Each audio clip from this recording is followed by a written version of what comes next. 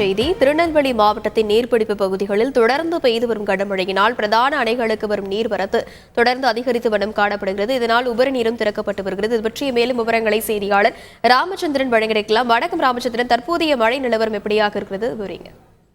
நெல்லை மாவட்டத்தில் நேற்று இரவு முதலே தொடர்ந்து கனமழையானது பெய்து வருகிறது. ஏற்கனவே மேற்கு தொடர்ச்சி மாவட்ட மலைப்பகுதிகளில் தொடர்ந்து கனமழை பெய்யும் என வானிலை ஆய்வு மையம் எச்சரிக்கை விடுத்திருக்கிறது. இந்த நிலையில நெல்லை மாவட்டத்தில் இருக்கக்கூடிய இந்த நீர்பிடிப்பு பகுதியிலான பாபநாசம் அணை மற்றும் சேர்வலார் அணை மேற்கு தொடர்ச்சி மலைப்பகுதியில் அமைந்திருக்கக்கூடிய இந்த இரண்டு அணைகளுக்கும் நீர்வரத்து தொடர்ந்து அதிகரித்து வண்ணம் இருக்கிறது. தற்போது நிலவரப்படி 30,000 கனஅடி நீர் வரை பாபநாசம் மற்றும் சேர்வலார் அணைக்கு வந்து கொண்டிருக்கிறது.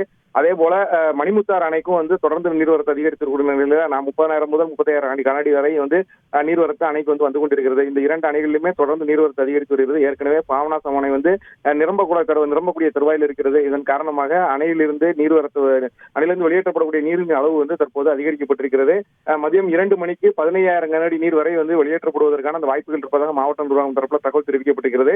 தொடர்ந்து படிப்படியாக நீரின் அளவு அதிகரித்து வரக்கூடிய நிலையில 4 மணிக்கு 40,000 கனஅடி வரை தாமிரபரணி ஆற்றில் நீர் திறப்பதற்கான வாய்ப்பு இருப்பதாக மாவட்ட நிர்வாகம் தரப்பில் தெரிவிக்கப்பட்டிருக்கிறது. தொடர்ந்து தாமிரபரணி கரையோர மக்கள் எச்சரிக்கையாக இருப்பதற்கான அந்த அறிவுறுத்தல்கள் வழங்கப்பட்டிருக்கிறது. தாலுகா அலுவலகங்கள் மூலம் ஒலிபெருக்கி மூலம் அந்த தாமிரபரணி கரையோர மக்களுக்கு எச்சரிக்கையானது கொடுப்பதற்கான ஏற்பாடுகள் செய்திருக்கிறார்கள்.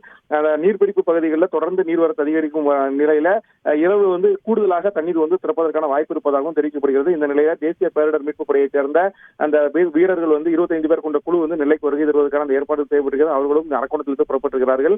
நெல்லை மாநகர காவல்துறை மற்றும் மாவட்ட காவல்துறையில பயிற்சி பெற்ற காவலர்கள் அந்த பேரிடர் பணியில் ஈடுபடுவதற்காக பயிற்சி பெற்ற காவலர்கள் இருக்கிறார்கள். அவர்கள் மாநகர மற்றும் மாவட்ட பகுதிகளில் விடுவதற்கான ஏற்பாடுகள் செய்யப்பட்டிருக்கிறது.